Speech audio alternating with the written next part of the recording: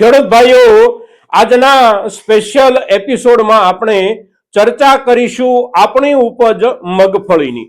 હવે મગફળીની ઉપજ પર આપણે છેલ્લે જે ચર્ચા કરી એને આજે 5 દિવસ વીતી ગયા છે અને 5 દિવસ દરમિયાન બજારમાં જે કાંઈ બન્યું એની આપણે ચર્ચા કરીશું. સાથે સાથે આપણા છેલ્લા એપિસોડમાં આપણે એક જે છુપો સંકેત આપ્યો તો એ સંકેતની પણ ચર્ચા કરીશું અને એ દિવસના આપણા એપિસોડમાં આપણે એના થંબનેલ અને ટાઇટલમાં પણ એક ત્રાજવાનું જે નિશાન મૂક્યું હતું એ પણ બહુ સંકેતાત્મક સ્વરૂપમાં મૂક્યું હતું અને એના ઉપર પણ આજે આપણે આજના એપિસોડમાં ચર્ચા કરીશું. મિત્રો, તો આજની આપણી મગફળીની ઉપજની ખૂબ અગત્યની ચર્ચામાં આપ સૌ દર્શક મિત્રો અવશ્ય બન્યા રહેજો.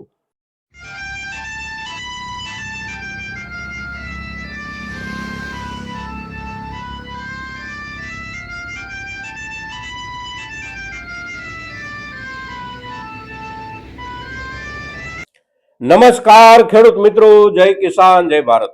ખેડૂત ભાઈઓ, આપણે મગફળીની જે કાંઈ ચર્ચા આજે કરીએ છીએ એ ચર્ચા કરતા પહેલા સૌ પ્રથમ આપણે વર્તમાન બજાર ભાવ તરફ એક નજર નાખવાની અવશ્ય રહેતી હોય છે.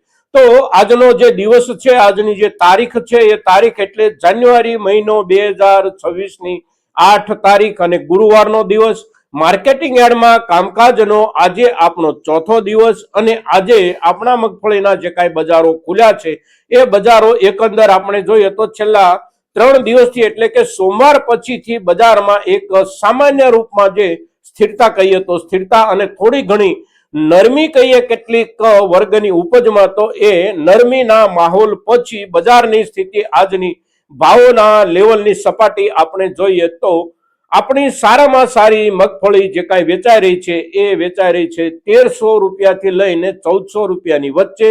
Best quality, super best quality.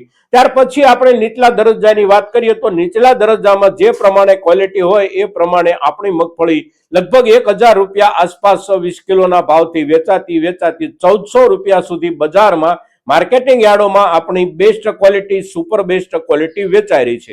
Extra super best quality જે કાંઈ છે એ માર્કેટિંગ યાર્ડમાં પણ એનાથી ઊંચે વેચાઈ રહી હોય અને ખેડૂતો પોતાના ઘરેથી જે કાંઈ વેપાર કરતા હોય એ સારા ભાવથી હજી વેપારો ટકી રહ્યા છે. હવે અત્યારની ભાવની જે આ પરિસ્થિતિ છે, આ પરિસ્થિતિ એટલે સામાન્ય રૂપમાં આપણે જોઈએ તો વિતેલા લગભગ સળંગ 1.5 મહિનાથી સામાન્ય રૂપમાં રોજે રોજ થોડા વધતા જતા ભાવો પછી અહીંયા સુધી પહોંચેલું આપણા મગફળીના બજાર ભાવનું આ જે લેવલ છે એ લેવલ આ વર્ષની મગફળીની આપણી સંપૂર્ણપણે રાષ્ટ્રીય ઉપજ, આપણી જરૂરિયાત અને આપણા એકંદર આ વર્ષના મગફળીના ભાવોના સારામાં સારા અંદાજોના લેવલ સુધી ભાવો જ્યારે પહોંચી ગયા હોય ત્યારે હવે વિશેષ રૂપમાં ભાવોમાં વધારો થવાની શક્યતાઓ કે સંભાવનાઓ કેટલી બાકી બચે છે એના ઉપર આપણે ચર્ચા પાછળના જ એપિસોડમાં, એટલે કે જ્યારે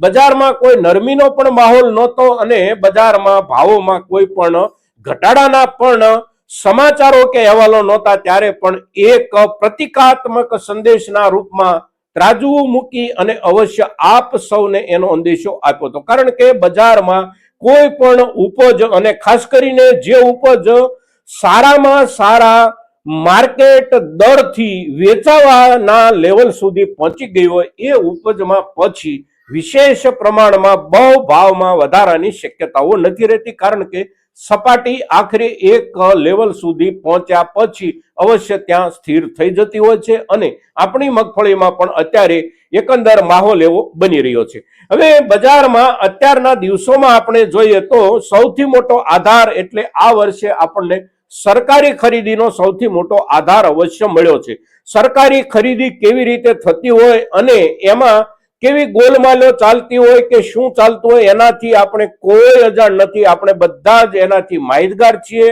પણ આખરે સરકારે આ વર્ષમાં જથ્થાના હિસાબથી જેટલો જથ્થો ખરીદ્યો છે આપણી પાસેથી, એ ખરીદેલા જથ્થાનો આધાર આપણને બહુ સારો મળ્યો છે.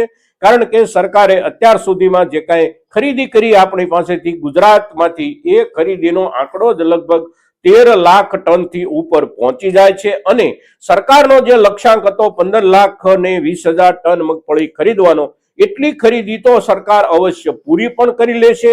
આવું અત્યારે ચિત્ર સ્પષ્ટ થઈ રહ્યું છે. ત્યાર પછી વિશેષ ખરીદી સરકાર થોડી ઘણી કદાચ કરે તો એ સરકાર પોતે નિર્ણય કરી અને અવશ્ય કરી શકે છે. પણ સરકાર પોતાના લક્ષ્યાંકની નજીક પહોંચી ગઈ છે અને લક્ષ્યાંક પૂરો થઈ જાય ત્યાં સુધી અવશ્ય સરકાર ખરીદી પણ શરૂ રાખશે એવું અત્યારે દેખાઈ રહ્યું છે. એટલે આ જે જથ્થો છે, જથ્થો ખૂબ મોટા પ્રમાણમાં છે. હવે એમાં આપણા ખેડૂતોની મગફળી કેટલી ગઈ, રાજસ્થાનના ખેડૂતોની કેટલી ગઈ, મધ્યપ્રદેશના ખેડૂતોની કેટલી ગઈ, એ આંકડાઓ ક્યાંયથી મળે નહીં. કારણ કે એ આંકડાઓ ઓન પેપર તો હોય નહીં. ઓન પેપર જે આંકડા હોય એ આપણા ગુજરાતના જ ખેડૂતોના નામના હોય. એટલે જે કાંઈક મગફળી ગઈ એ કાગળ ઉપર આપણા ખેડૂતોની મગફળી ગઈ, પણ વાસ્તવમાં ગઈ છે આ જ વર્ષની આપણી ઉપજની મગફળી અને તેથી એનો આધાર આપણને બહુ સારામાં સારો બજારને મળ્યો. હવે એની અંદરનું જે કાંઈ ચાલતું હોય એ તો આપણે સૌ જાણીએ છીએ કે સરકાર ઓગસ્ટ 15 કે જાન્યુઆરી 26 ઉત્સવનો કાર્યક્રમ કરતી હોય ને તો એમાં પણ પોલમપોલનો લાભ બધા લેતા હોય છે. એટલે આ પ્રકારના કાર્યક્રમોમાંથી પણ સરકાર પોલમપોલનો લાભ લઈ લેતી હોય તો આમાંથી પણ સરકાર પોલમપોલનો લાભ લઈ લે છે. સરકાર એટલે સરકારનું તંત્ર અને તંત્રના મળતિયા લોકો. એટલે એ તરફ આપણે બહુ ન જઈએ તો આપણી ઘણી બધી મગફળી સરકારે ખરીદ કરીને એનો આપણને સારામાં સારો આધાર મળ્યો. એટલા મુદ્દાને ધ્યાનમાં રાખીને આપણે અવશ્ય સરકારનો આભાર પણ આ વર્ષે કમસે કમ મગફળીની ખરીદીના મુદ્દે માનવાનો રહે છે ખેડૂતો તરીકે. હવે સરકાર ખરીદી બંધ કરે, એનો કોટા પૂરો થઈ જાય એટલે સરકાર ખરીદી બંધ કરે તો પછી બજાર ભાવ ઉપર અસર અવશ્ય થઈ શકે. કારણ કે સરકારની ખરીદીમાં જતો જથ્થો આખરે બજાર તરફ વળતો હોય છે. પણ અત્યાર સુધીમાં આપણે જોઈએ તો આપણા ખેડૂતો તરફથી જે કાંઈ આખી સિઝન પસાર થઈ ગઈ એ સિઝન દરમિયાન મગફળીનો ખૂબ મોટો જથ્થો વેચાઈ ચૂક્યો છે. કારણ કે મગફળીની સિઝન એટલે લગભગ જાન્યુઆરી મહિનો પૂરો થાય એટલે ચોમાસું મગફળીની પીક સિઝન પણ સામાન્ય રીતે પૂરી થઈ ગયેલી ગણાય છે અને લગભગ મોટા ભાગનો જથ્થો આપણા તરફથી વેચાઈ જતો હોય છે. કારણ કે નવેમ્બરથી શરૂઆત થાય એટલે નવેમ્બર, ડિસેમ્બર અને જાન્યુઆરી 3 મહિના કોઈ પણ ઉપજના માર્કેટિંગની પીક સિઝન ગણાતી હોય છે. એટલે માર્કેટિંગની પીક સિઝન જાન્યુઆરી મહિનો પૂરો થાય ત્યાં સુધીમાં લગભગ પૂરી થઈ ગણાય. ત્યાર પછીના જે કાંઈ વેપારો અને જે કાંઈ બજાર ચાલે એ બજાર ઓફ સિઝનનું ગણાય. હવે અત્યાર સુધીમાં આપણા તરફથી જે કાંઈ મગફળીઓ વેચાઈ ગઈ છે એ મગફળીનો આંકડો પણ ખૂબ ઊંચો હોઈ શકે છે. કદાચ આપણા ખેડૂતો પાસે ઉત્પાદિત જથ્થો જે કાંઈ આપણા ગુજરાતમાં હોય એ ઉત્પાદિત જથ્થામાંથી ઓછામાં ઓછો 60% વધારે જથ્થો આપણે અવશ્ય વેચી ચૂક્યા છીએ. પછી એ સરકારને વેચ્યો હોય તો પણ ભલે અને ખુલ્લા બજારમાં વેચ્યો હોય તો પણ ભલે અને સ્ટોકિસ્ટોએ સંગ્રહ કરવા માટે જે જથ્થો ખરીદ્યો હોય કે અત્યાર સુધીમાં જે જથ્થાનું પિલાણ થઈ ગયું હોય આ બધું જ આપણે ગણીએ તો 60%થી અવશ્ય વધારે થઈ જતું હોય છે. અને હવે આપણી પાસે જે મગફળી બચી છે એ મગફળીમાંથી મોટા ભાગની મગફળીનો જથ્થો હવે સારી ક્વોલિટીનો જથ્થો બચ્યો હોય છે. સારામાં સારી ક્વોલિટીનો જથ્થો અને એક્સ્ટ્રા સુપર બેસ્ટ ક્વોલિટીની જ મગફળી બચી હોય છે. નીચેના દરજ્જાઓ જે કાંઈ હતા એ લગભગ આપણે બધા જ ખેડૂતોએ અત્યાર સુધીમાં વેચી નાખ્યા હોય છે. હવે કોઈ ખેડૂતે કદાચ સંગ્રહિત રાખ્યા હોય તો એ ખેડૂતનો પોતાનો એક વ્યક્તિગત કોઈને કોઈ આઈડિયા હોઈ શકે, એનું કોઈને કોઈ ગણિત હોઈ શકે અને એવા કારણોસર એમણે સંગ્રહિત રાખ્યો હોય. પણ બજારમાં હવે ધીમે ધીમે ઘટતા જતા મગફળીના જથ્થા પછી પણ બજાર જે સ્થિર થઈ રહ્યું છે એનો અર્થ એ છે કે બજારની જરૂરિયાત મુજબ મોટા ભાગનો જથ્થો બજારે પોતે અત્યાર સુધીમાં ખરીદી લીધો છે. હવે આગળના નજીકના સમય માટે બજારને બહુ મોટા જથ્થામાં મગફળીની ખરીદી કરવાની જરૂર પડે એવા સંજોગો હવે નથી રહ્યા. કારણ કે ખૂબ જથ્થો આપણે વેચ્યો અને ખૂબ જથ્થો ખરીદનાર વર્ગએ પણ ખરીદ્યો. સરકાર પાસે જે મગફળી ગઈ છે એ મગફળી આવનારા સમયમાં સરકાર પોતાના કોઈ પણ વેચવા માટેના યોગ્ય સમયે વેચવા માટે જ્યારે બજારમાં ઉતારે ત્યારે એની એક જુદા પ્રકારની અસર બજારમાં થવાની હોય છે. જેમ ખરીદી વખતે એની અસર થાય એવી જ રીતે એ જથ્થાના વેચાણ વખતે પણ બજારમાં અસર બનતી હોય છે.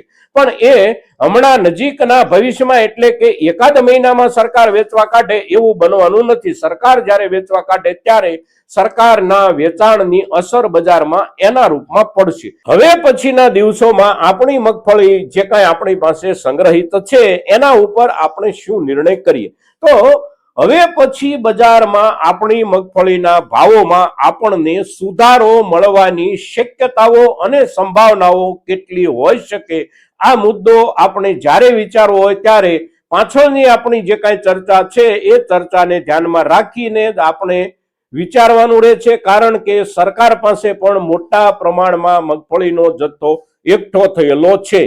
સાથે સાથે સંગ્રાહક વેપારીઓ જે કોઈ હોય એમણે પણ અત્યાર સુધીમાં પુષ્કળ જથ્થો ખરીદ્યો છે. એટલે બજારમાં હવે આવનારા સમયમાં જ્યારે પણ ભાવમાં વિશેષ પ્રમાણમાં વધારો બને કોઈ પણ સમય દરમિયાન, ત્યારે આ બધા જ જથ્થામાંથી એટલે કે ખાસ કરીને વેપારી સંગ્રાહકોએ જે જથ્થો ખરીદી અને સંગ્રહિત રાખ્યો છે એ નફો કરવા માટે જ ખરીદ્યો હોય છે. અને જ્યારે બજારમાં નફાનો માહોલ એમને દેખાય ત્યારે એમના તરફથી બજારમાં માલ ઉતારવાની શરૂઆત થતી હોય છે. એટલે હવે પછીનું જે કાંઈ બજાર ચાલશે એ ચાલતા બજારમાં માત્ર આપણા ખેડૂતોની જ મગફળી આવશે એવું નહીં બને. સંગ્રાહક વેપારીઓ જે છે એમના તરફથી પણ બજારમાં મગફળી આવશે અને વિશેષ પ્રમાણમાં ભાવો આગળ વધે તો સરકારે ખરીદેલી જે મગફળી છે એ જથ્થામાંથી પણ મગફળી બજારમાં ઉતરી શકે છે. એટલે પછીના જે દિવસો જે આવશે એ દિવસો દરમિયાન ભાવોની સપાટી વિશેષ ઊંચાઈ હાંસલ કરે એટલે તરતો તરત ત્રણ બાજુથી મગફળી બજારમાં આવવાની શક્યતાઓ ઊભી થાય છે. એક, આપણા ખેડૂતો પાસે બચેલો સંચિત જથ્થો, બીજું સંગ્રાહક વેપારીઓએ સંગ્રહ કરેલો જથ્થો અને ત્રીજું સરકારે ખરીદેલો જથ્થો. એટલે વિશેષ પ્રમાણમાં બહુ મોટી ઊંચાઈ સુધી મગફળીના ભાવ આગળ વધી જાય એવી શક્યતાઓ આગળના સમયમાં નથી. હવે વધી જવાની શક્યતાઓ જેમ બહુ પ્રમાણમાં નથી એવી જ રીતે ઘટી જવાની પણ એટલી બધી કોઈ શક્યતાઓ નથી કે હવે આપણે ગભરાટમાં આવી જઈએ અને આપણી પાસે જે સંગ્રહિત મગફળી હોય એને ઝડપથી આપણે વેચવા માંડીએ. અત્યારે જે લેવલે બજાર છે એ લેવલ એટલે એટલું બધું ઊંચું નથી કે એ બહુ ઝડપથી ઉતરવા માંડે, બહુ ઝડપથી ભાવો તૂટવા માંડે અને મોટા કડાકા ભડાકા બજારમાં થઈ જાય. સામાન્ય રૂપમાં બજારમાં ઘટાડો પણ આવી શકે છે. સામાન્ય રૂપમાં બજાર થોડા દિવસ માટે સ્થિર પણ રહી શકે છે અને થોડો ઘટાડો થયા પછી ફરી વખત પાછો સામાન્ય રૂપમાં સુધારો આવી શકે છે. પણ હવે જે કાંઈ બનશે એ બધું બહુ મર્યાદિત માત્રામાં ભાવમાં વધારો કે ભાવમાં ઘટાડો બની શકે છે. સામાન્ય માપ એટલે બજારના હિસાબથી આપણે જોઈએ અને સમજીએ તો 2%, 3% કે મહત્તમ 4% સુધી ભાવોમાં ફેરફારની શક્યતાઓ અને સંભાવનાઓ નજીકના સમયમાં બને છે. બહુ મોટા કડાકા ભડાકાઓ ભાવ ઘટવાની દિશામાં પણ નથી થઈ જવાના અને બહુ મોટો લાભ ભાવ વધવાની દિશામાં પણ થઈ જવાની શક્યતાઓ અને સંભાવનાઓ હવે નથી. કારણ કે મગફળીના ભાવના લેવલનો જે આધાર હોય એ આધાર એટલે આખરે ખરીદનારા વર્ગની ખરીદ શક્તિ અને ખરીદનારા વર્ગની ખરીદ શક્તિમાં એમાંથી તૈયાર થતી દરેક ચીજ વસ્તુઓ, પછી એ તેલ હોય, ખોળ હોય કે મગફળીમાંથી તૈયાર થતી કોઈ પણ ખાદ્ય પ્રસંસ્કૃત ચીજ હોય, આ બધાના ભાવનું જે લેવલ અત્યારે છે એ લેવલ એટલે આપણા દેશની નાગરિક ખરીદી ક્ષમતાનું લેવલ. આનાથી વધારે પડતા ઊંચા ભાવો જાય એટલે ખરીદી પર દબાણ આવે, ખરીદીનો જથ્થો ઘટતો જાય અને ઘટતા જતા ખરીદીના જથ્થાની અસર ફરી પાછી બજાર પર આવી જતી હોય છે. એટલે બહુ મોટા સુધારા વધારાની અપેક્ષા હવે મગફળી પાસેથી આપણે વિશેષ રૂપમાં રાખી શકીએ એ લેવલ બચ્યું નથી આપણી પાસે. જે લેવલ છે એ લેવલ એટલે સામાન્ય રૂપમાં સુધારો વધારો, સામાન્ય રૂપમાં ઘટાડો. અગર તો આના લેવલે અમુક સમય સુધી બજાર બની રહે મિત્રો, તો આજના દિવસે આપણી મગફળીની વર્તમાન બજાર સ્થિતિ સાથે સાથે આવનારા દિવસોની શક્યતાઓ અને સંભાવનાઓ સંપૂર્ણ રૂપમાં એક વિગતવાર અહેવાલના રૂપમાં આપની સામે જ્યારે રજૂ કરીએ છીએ ત્યારે આપણા મહત્તમ ખેડૂતો સુધી આપણી આ ચર્ચા પહોંચે ખૂબ જરૂરી છે અને એને માટે આપ સૌના પ્રયાસોની અપેક્ષા સાથે જય કિસાન, જય ભારત.